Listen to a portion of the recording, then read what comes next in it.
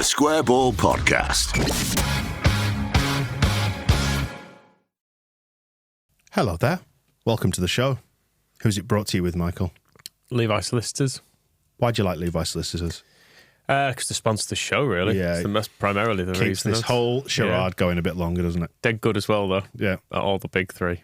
And Other things for your business, personal things, law things, legal things, solicitor things.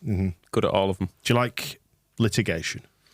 Except when you're on the receiving end of it, I was obviously. going to say it depends, doesn't it, really? But I wouldn't like them to be litigating against me because, boy, are they good at it. They're very effective, aren't they? Yes. And they will do it at a 10% discount, 10% off your legal fees. levisolicitors.co.uk/the square ball. We've got the live Christmas show is going to be tonight as we are... Oh, is it? Oh, bloody hell. Yeah, well, we're recording this on Wednesday, but it will be coming out on Thursday, which is, spoiler alert, I've let them have a peek behind the curtain there. I see. Levi Solicitors are coming along to the show, possibly to police you. Because I know what you like when you have a couple of shandies at the live show. I think we've got some sort of international waters rules for the venue, so nothing I say there can be Used against you in a court of used law. against me. Yeah, it's parliamentary rules or something. You can say what you want in there. I think we've still got a few tickets left for that, by the way. If you want to come along, it's standing room only. All the seats have sold out, but we do have some standing tickets. They're discounted versus the seated tickets because you've got to use your legs, rather than using the seats that are provided for you. But if you have a look on our Twitter feeds, there will be a tweet, I dare say, that I haven't put out yet at the time of saying this, but will be there by the time this show comes out with a link to the tickets. I bet you've forgotten. I haven't forgotten. I've done it. You see, you'll have a look and you'll see I've done it. You've forgotten. Have a look and you'll see. Write it on your hand.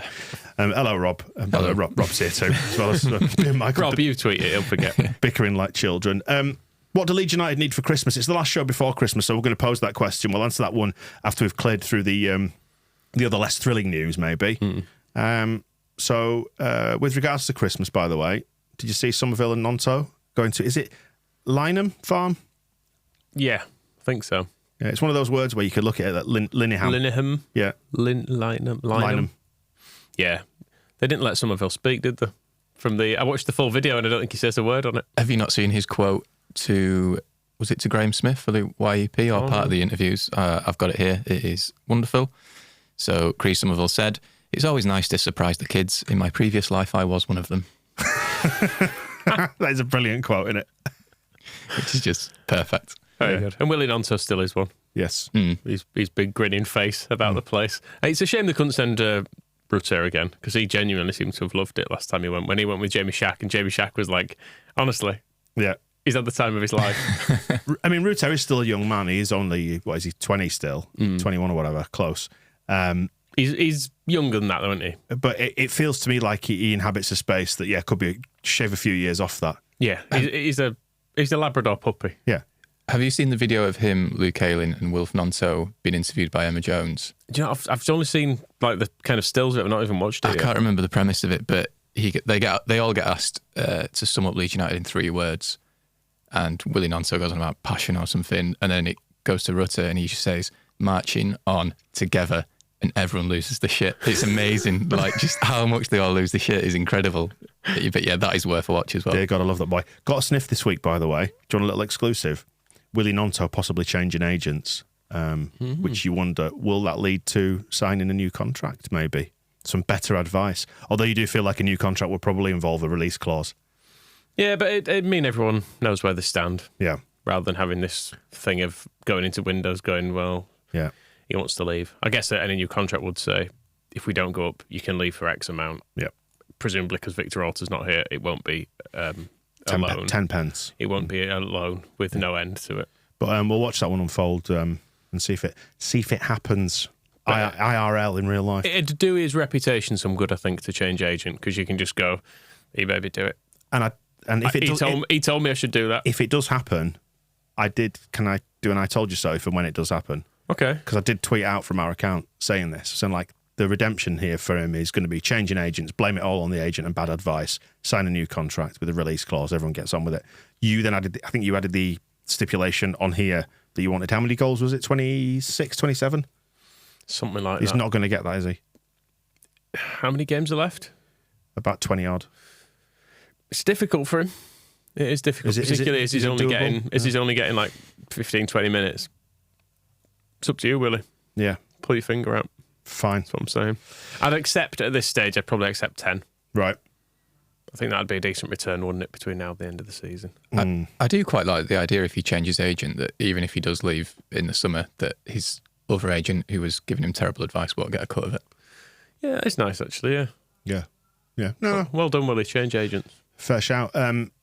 Speaking of agents and signings and stuff, you mentioned Victor Orta there in passing. He has sacked Alonso from Sevilla, who are teetering just outside the relegation zone in La Liga. Yeah, it changed quite quickly from, I think it was last Tuesday, he was talking about, the results aren't great, but I can see an evolution and the players really believe in this coach. And then they finished bottom of their Champions League group and then were beaten 3-0 at home to Getafe, and he was out of the door 25 minutes after full time. He got sacked. They have actually appointed a new manager in Quique Sanchez Flores. You're not Jesse Marsh? No, well, actually, having said that, apparently Victor Orta did want to hire Javi Gracia. And the Sevilla board were a bit like, I don't think you should be making these decisions, mate. I've seen this before. Yeah, well, they have actually hired Sanchez Flores, who his last spell at Watford was even shorter than Gracia's spell at Leeds. And he generally doesn't stick around very long at teams. But they did win 3-0 last night, actually, in his first game, albeit they were playing second bottom of the league. Yeah, the bottom of La Liga tends to be fairly terrible, doesn't it, as well? So for Sevilla to be down there ain't great. And they're one of the, they're a club with profile. They've got a bit of heritage, haven't they? That's what I mean. They shouldn't be gurgling around the plug hole. They're a team that much wins like we stuff. shouldn't have done.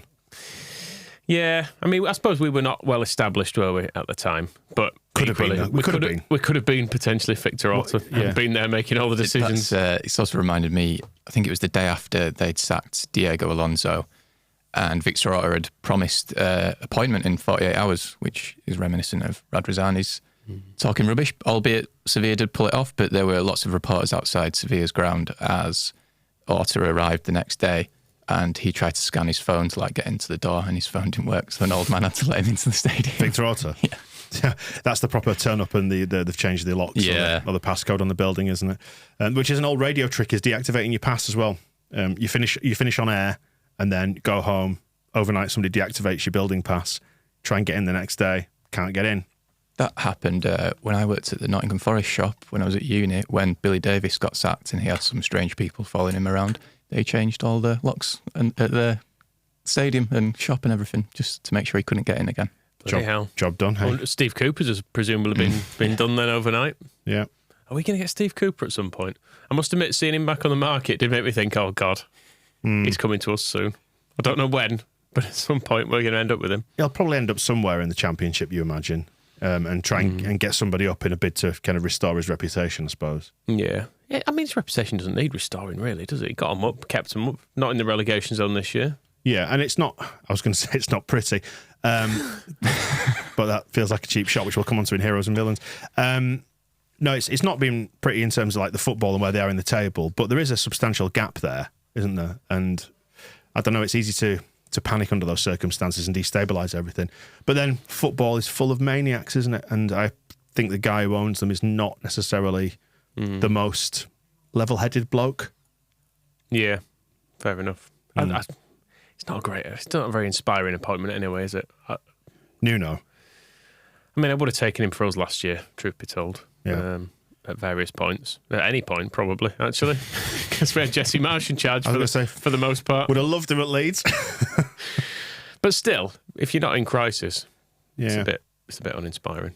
Yeah, there is a distinct lack of imagination within football, isn't there? And I know that kind of runs counter to the idea of putting in Jesse Marsh and doing a sort of a Victor Orta moonshot. Maybe, we should have been sensible, shouldn't we? Instead of doing that, probably. I think that's why it seems like the Sevilla board have made the appointment of Sanchez Flores and not Victor Orta. Is that definitely the case then, is it? Yeah. That is the rumours anyway. But apparently he was pushing for Javi and they're just going, no. But he's skating on thin ice there already, isn't he? Given that that's his job. He's probably saved by their ownership is an absolute mess, and you've got their previous owner who's previously been in jail. He's still their biggest shareholder, but he's not the chairman or the president, and he wants to become the president. But then the current president is backed by the former president's son, and they've got family members calling each other shits in meetings and stuff, it's all a bit mental. Meanwhile, Victor Orta is just adding to the chaos, it seems. How do you know all this stuff, Rob? I was meant to write a blog earlier this week, but I haven't actually done it yet because I was hoping they were going to lose last night. He does research. You noticed that? Show off. I know. Feels like he's coming in here trying to undermine us. Anyway, enough about that negativity. 21's lost against Spurs, but they played very well. Yeah, and Spurs are good, aren't they? Apparently. Did you watch that as well? I've seen the highlights, but I've read some things around that. Showing off again. Spurs have won all their games this season. I'm reading stuff and watching videos. I know. You're the legal expert and the coaching expert and the medical expert, so I've got to do something, haven't I? That's true. That is true. Congratulations to the women as well. The women's team have knocked out Ripon in the cup because Ripon, they forfeited the tie. Still no game played. The official website hasn't reported this yet, but I've seen it elsewhere that apparently this game that keeps getting postponed, Ripon have gone, fuck it. Just can't be asked. Just you go through. Fuck it, I'm not bothered anymore. Yeah, I think it was last week the official website published a preview of what was meant to be the rearranged tie. And I remember seeing it that afternoon thinking, I think you've been a bit optimistic here, lads. And it was about 40 minutes later, it was, oh no, just an update on this. It's not going ahead. Well, the forfeiting cup ties. I can sort of see the benefit. Yeah. It'd save us all a lot of trouble, wouldn't it? Had we just forfeited last season, God, this feels like about 5 lifetimes ago now. Had we just forfeited last season and not played, was it Accrington Stanley we played? Yes. Away, yeah, with Rutter's debut, wasn't it? Yeah, so we could have potentially saved Rodrigo's legs, and he was scoring all the goals for us. We might have just done enough to stay up. Do you know what else could have saved Rodrigo's legs in that game? If Jesse Marsh had been fired and not appointed. Yes, Jesse Marsh not playing him unnecessarily for like the last 10 minutes or whatever he did. My favourite bit about that was he said he wanted to see Rodrigo and Bamford play together for 20 minutes, and he took Bamford off 5 minutes later. Anyway. That's what he wanted at the time. He forgot. Hey, we've got some more jobs being advertised. It seems like these 49ers cats are pretty serious, aren't they? About is it what you call a back office here? The padding out the back office, data platform engineer and product owner. We saw Robbie Evans, who's the chief strategy officer. So it's all data led stuff there, and they're putting in someone else. Just looking at one of the parts of the job description, requires somebody who's a low ego listener and collaborator. Do you think Victor, if he loses his job in Sevilla, he could apply for this? Could be perfect for him. I've got experience at the club. He knows the club. He knows the club, of course. Yeah. But he's got rid of his beard now, so the club might not know him. Right, that's true. You've got to bear in mind. Relevant experience, you need data engineering, managing data infrastructure, things like ETL, data model, API management, etc., with tools such as Python, Python, yes. Monty Python. SQL, and data storage platforms. I mean, they say that. Can you use Excel? Yeah. That's all you need. Well, I can do some of the basic stuff. Yeah. What's your favourite? Have you ever handled a Python? Do you know what? I actually have. Yeah. I've touched a Python. This is some shitty nightclub thing, isn't it? I bet. No, it was radio thing. No, it was. I was just picturing like Tiger on a Wednesday. There's just a woman who's brought a python. It's all gone wrong. You're thinking of Britney Spears in that video, aren't you? Because she had a python around her neck, I think, at that point. No, it was at what's it called, the kids thing out towards East Leeds. Look at me. What's it? You've been there. The Stockwell Park. That's Stockwell it. Park. Stockwell Park. I think it was. We were there some years back, and they had somebody bringing in critters. Like spiders and stuff like that, and snakes was one of them, and they had a python. A python? Yeah. Did it have a cobra, no? No cobra that day. Fair enough. No. So that's good. Do you know SQL? That's database software, isn't it? Probably, yeah. Yeah. There's one called Snowflake as well. What, any good at ICQ? MSN? I can do MSN, yeah. All them things. Yeah, all those things. Did you have MSN, Robert? Yeah. You still had it, yeah. Class. Cool. Yeah, with your Bebo and your the other one. Sam Byram had a Bebo account, didn't he? Do you remember that? Yeah. I remember the screenshots of that going around. Yeah. Bless him. I remember getting MySpace, and when there was like footballers would have a profile on there and like adding them and thinking, God, yeah, they're my mate now. This is brilliant. We're just going to hang out or something. Which footballers did you have? I can't remember now. It was years ago. Mid-2000s. Tom Elliott. No. It was probably more like Premier League players because obviously everyone at Leeds was rubbish. Okay, fair enough. Yeah. I seem to remember like Kieran Dyer adding me as a friend on MySpace. Are you and Kieran Bezies now? Yeah, still keep in touch. Good, Right. good. Speaking of Christmas presents, then things you'd like for Christmas, footballers as friends. What do Leeds United need for Christmas then?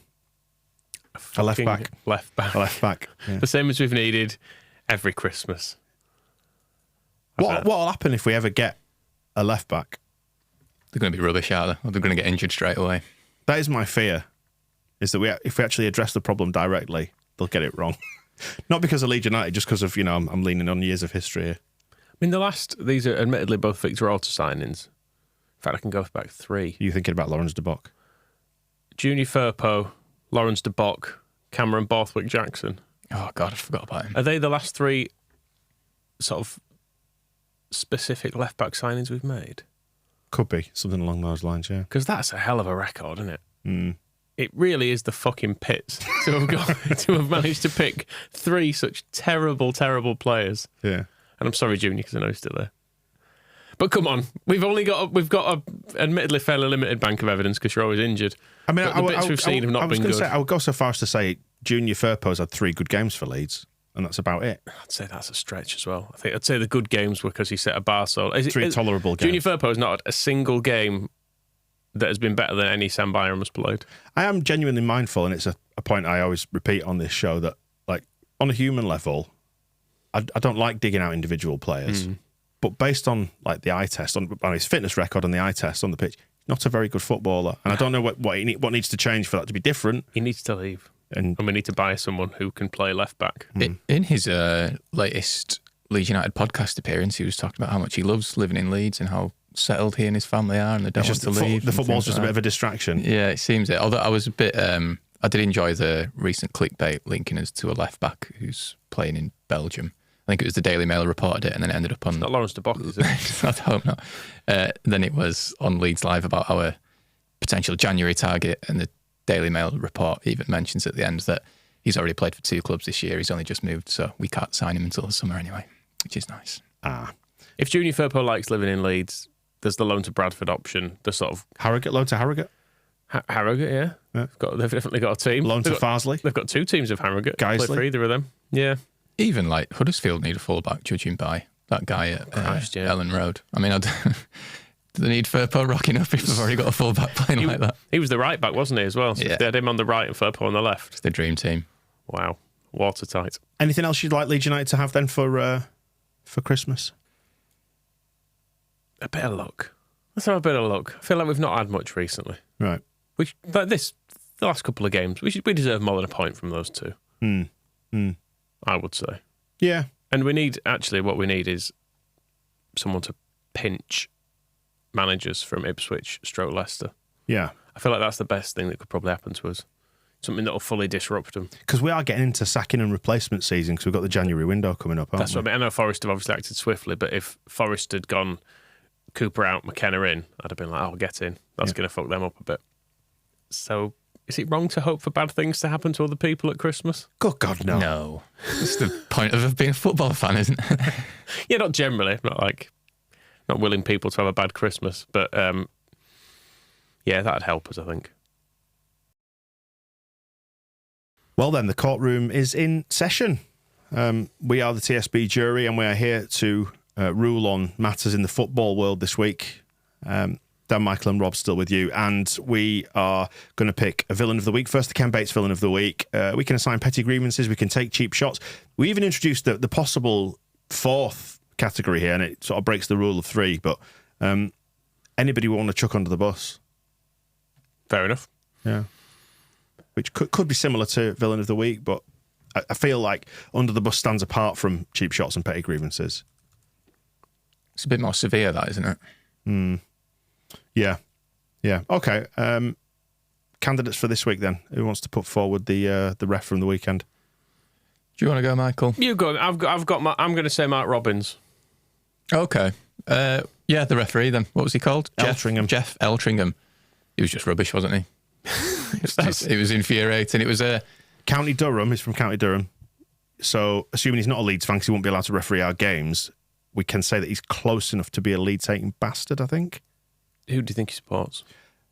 Middlesbrough or Newcastle. Middlesbrough makes sense. Be Borough because they've got that big rivalry with us, haven't they? Yeah. Jeff Winter. Winter was a Borough fan, wasn't he? I think. And Yeah. he used to hate us. Yeah, and he is admitted as such since in his autobiography.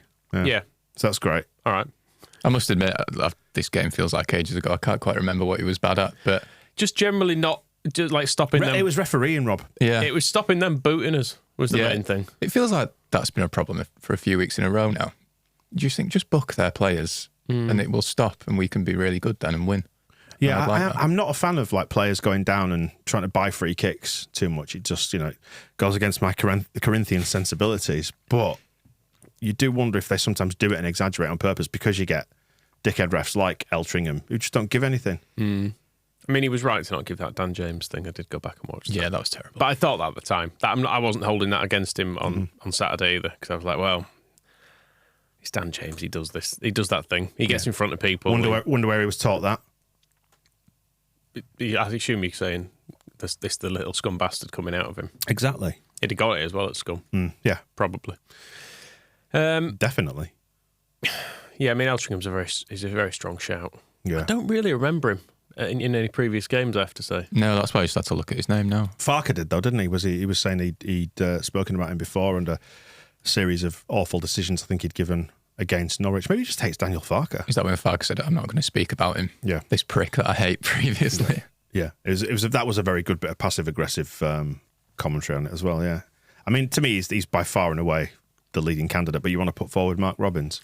Yeah, because I'd kind of forgotten he was Coventry manager, to be honest. And obviously he's a little scum bastard as well. Well, exactly. That's what we're going back to because he's credited with saving Ferguson's job, isn't he? For scoring in an FA Cup game.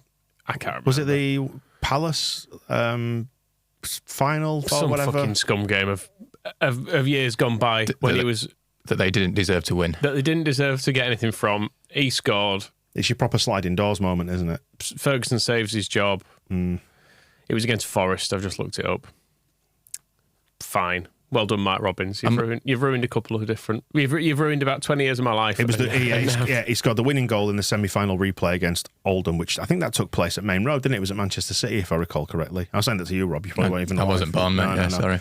I did watch that one on the telly. I remember. I was impressed by Farker when he was asked about Mark Robins in his pre-match press conference, and he didn't just go, "Fucking hell, Mark Robins is Coventry manager," which was my response. He's been there for ages as well. Actually, I kind of didn't know, but I knew he had been their manager, but I assumed they'd changed him at some point. Yeah, I think I'm getting him mixed up with Danny Wilson, and I just thought, you've not managed for 10 years, haven't you? Yeah, it's hard to see past Eltringham, isn't it? Another shout is maybe that guy who scored for Coventry, whose name I've already forgotten, because wasn't it him that had the tiff with Somerville at full time? I've actually no idea. I've not seen any replays of that. No, I've refused to watch any of it. I've watched little bits of it because I wanted to see the Dan James thing, and then I've watched the extended highlights as well. Mm-hmm. Should have just won, shouldn't we? Was what I mainly took from it. Yeah, just had enough chances to have won it, and it was not fair. And we're piling the blame onto Eltringham's shoulders. Yeah, I think it was his fault we missed all those chances. Yeah.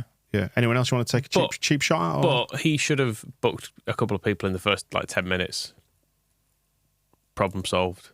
He never had control of that game, did he? And as Moscow said when we were talking about it, he was bad for both sides as well. They didn't like him either, the Coventry fans, which is always a dead giveaway that the refs made it about himself. So yeah, all right, fine. Eltringham can have it. Merry Christmas, Jeff. Thanks. Into the Player of the Year scores, and we'll have to feed the Coventry scores from our TSB Plus members into the supercomputer. Crescencio Somerville, man of the match. Is that an SQL database you've fed him into? Yeah, obviously. Yeah. Or is it a Google sheet? I used my skills with Python and popped it into the thingy with the thingy. Yep. Somerville, 7.35 was the highest average score out of 10, as voted for by the TSB Plus members. Rodon was 6.59, a little way behind him there.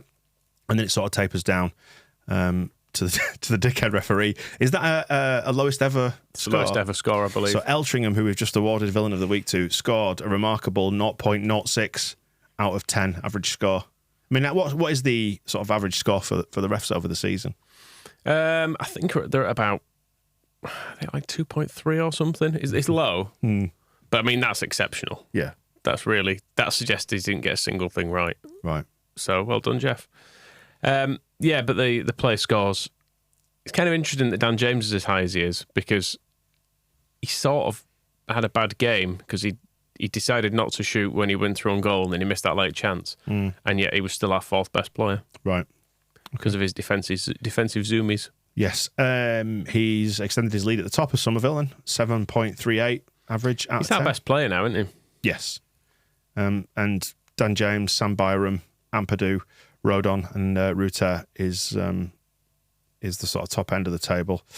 Yeah. So I think hero of the week, it's Somerville. Because he's our best player. Mm-hmm. Again and again and again, he seems to score goals. So, yeah, him. Yorkie Dave said it. My only possible candidate, again. And also, Dan nominates him. Not me, I should say. Him and Nonso, because the charity video made him happy. Yeah. For being children in past lives. And that quip that you just mentioned there, perfect. So it's him, isn't it? We don't have to go through the rigmarole of the whole feature if you don't want. We can just talk about the other candidates if you want. Leeds candidates, Little Scumbastard nominated for Hero of the Week. Yeah, Nobby says for it is Zoom best. Some of his tracking back was brilliant. Yeah, he did a lot of good defence. He was probably better in defence than he was in attack. There is something just fun about watching a man run really quickly, and he's really good at that. He looks, as well, probably more so in the Championship, he just looks so much quicker than everyone. Like I feel like in the Premier League, most teams have got 2 or 3 players who are fairly speedy, whereas it's not. I mean, Coventry didn't seem particularly slow, but sometimes in this league, you come across someone, like a kind of Warnock version of us, where the fastest player might be like Sam Byram or someone who's not particularly, who's just sort of mid-level. And you see Dan James against him, you're like, that's ridiculous. Mm-hmm. Imagine Dan James running past Michael Tong. That would be painful to watch. Yeah, or any of the fullbacks we've listed as well. He would torture any of them. Rodon gets some nominations as well. Again, he missed a late chance though as well, didn't he? Difficult as it was. I think that was a hard chance, was that? I just wanted him to put it in though. I don't care how hard the chance was. I really want him to score because I think it's going to be a good moment when he scores. And it is going to be one of those headers from a corner or a free kick, and it's going to be a good moment. A late goal. Yeah, he deserves it. He's got a good expressive face as Rodon as well. The amount of times he's sort of giving it what the fuck? Yeah. Giving it one of them. I quite like it. It looks like a sulky teenager. If you see him on the ball, he's always got his tongue stuck out as well. Like, he was in the last game, he was jumping around as well. And I thought, that's when I said I thought he was injured. I thought he'd done his hamstring, but he was just really animated and shouting at someone, but he was kind of bouncing along, looking like he had a limp. That's a dog quality, isn't it? Bouncing along, running around with your tongue out. We've got a Golden Retriever Labrador up front in Ruta and Joe Rodon at the back being a Springer Spaniel. Bigger. A big Springer Spaniel. Big Springer Spaniel, yeah. That's exactly what I was thinking of. There's a formal commendation for Graham Smith of the YEP as well. Yeah, Paddy Bamford's very optimistic golden boot is the name. He says for his tweet about Jeffs, the dickhead ref. Don't see many Jeffs these days. Can't even imagine a baby called Jeff, especially strong from someone called Graham. Yeah. Can you think of any good Leeds United Jeffs? I can think of one. Horsfield. Yep. Yeah, that's it for me as well. My dad's a Jeff. Yeah. How is Jeff? Is he all right? But he's a J Jeff. Yeah. The cool Jeff, if you ask me. He was shit when he played for Leeds as well. Is he mega cool? Does he just spell it JEF? Not with two? He's actually Jazzy Jeff, is my dad. Mm-hmm. Yeah.